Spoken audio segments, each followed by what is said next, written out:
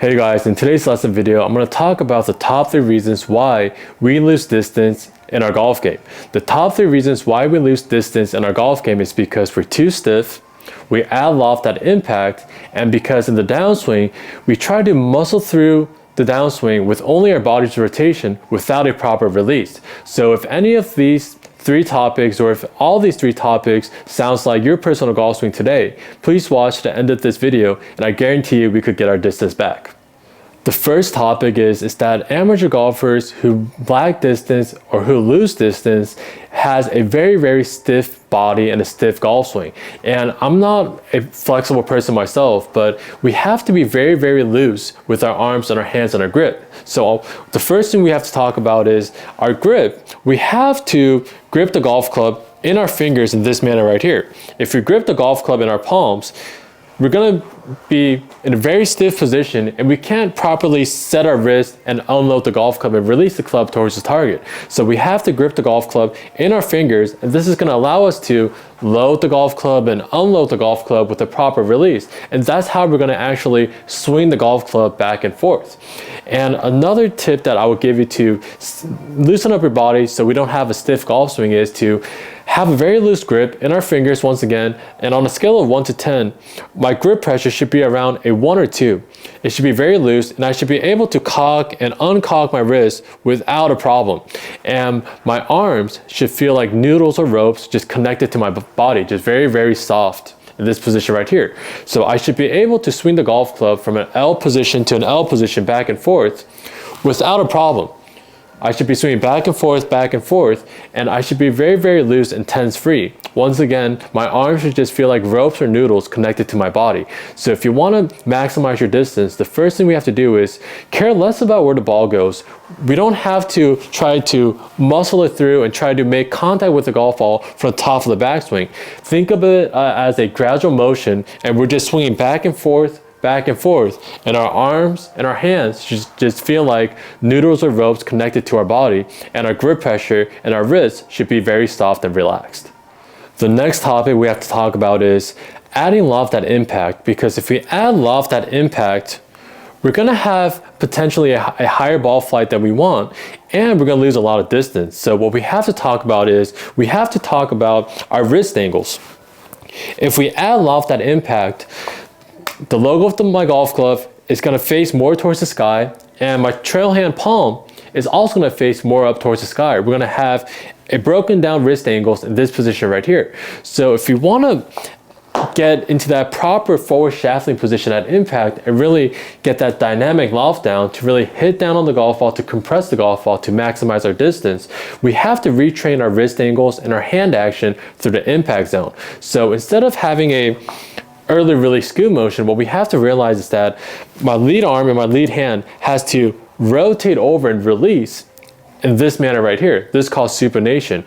Every single golfer on tour has some amount of this supination rotation piece. So what this looks like is that if we get into around a halfway back position, the logo of the golf glove is going to face more towards the camera, and I'm going to be just in a thumbs up position.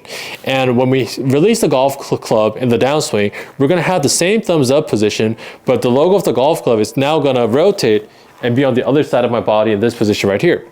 This is called supination.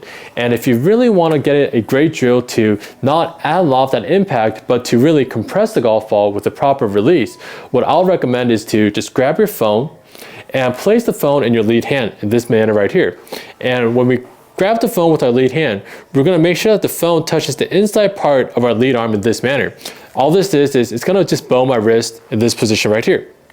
It's gonna bow my wrist, and it could feel a little extreme at first, but this is what we have to feel to get rid of that early release scoop motion, because as you can see here, if we early release the scoop, the phone is gonna come off of the inside part of my lead arm. So keep this pressure point throughout the whole drill, and we're gonna go to the top of the backswing, same position where I was before, logo of the golf glove facing a little bit out in front of me, and from this position, we're going to gradually roll over, rotate, and release with my lead arm and my lead hand, and the pressure point is going to still be there with my phone in this manner right here. The logo of the golf glove, when I release to the other side of my body, is going to feel like it's more pointed slightly behind me and slightly towards the ground in this position right here. And this is what we have to feel to not add loft that impact, but to compress the golf ball and to hit down on the golf ball. And if you want a right-handed feel or a trail hand feel, all we have to do is place our trail hand on top of the phone and do the same drill.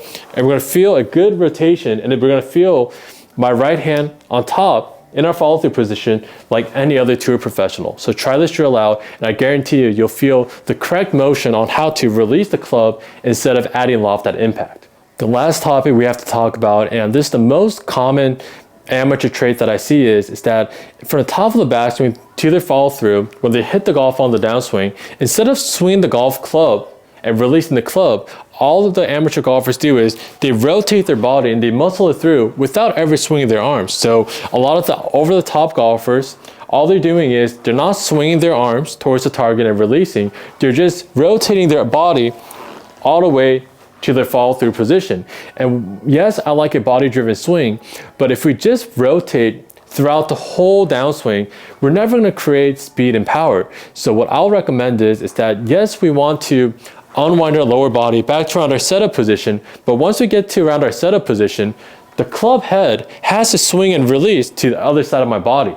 So the correct sequence, instead of muscling it through with only our body's rotation, what we should feel is once we unwind our body to around halfway down, we have to release the golf club and swing our arms towards the target. So the correct sequence should be body and then arms. So if I show you guys real quick, it's gonna look something like this. From the top of the backswing, we're gonna unwind our body back to around our setup position. And from this position, instead of just rotating my body all the way to my follow-through position, once I get back to around that halfway down position, now I'm going to release the golf club and get the club head to release and swing to the other side of my body. And that's how we're gonna create that effortless speed and power. Because if we just muscle it through with our body's rotation, as so many amateurs golfers do, because it is a rotation sport, we do want to have a body-driven swing, but amateur golfers take it to an extreme level. They swing with only their body's rotation in the downswing. And we can't create speed and power that way, because it's almost as if I have my elbow to the side of my body in this position right here, and if I try to throw a golf ball, a baseball, golf ball, football, whatever ball we have, if I try to throw a ball towards the target with only my body's rotation, I can't throw the ball at far ways. But if I lead with my body and if I let my arms and my hands go, then now we could get that effortless whip motion in the golf ball or the baseball. We could throw the ball a lot farther. So if I show you guys, it's gonna look something like this. Halfway down, we're going to unwind back to around my setup position. Then once we get into this halfway down position, I have to release and swing my arms. So the sequence should be body and then arms. It's gonna look something like this.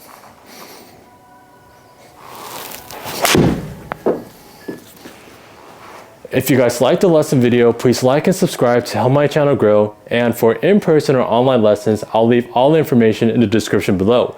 And also, if you're interested in a free swing analyst where you'll send in your swing videos, I'll take a close look and give you my feedback and a short lesson video to help you practice in the future. If you're interested in that free swing analyst, I'll also leave all the information in the description below. Thanks, guys.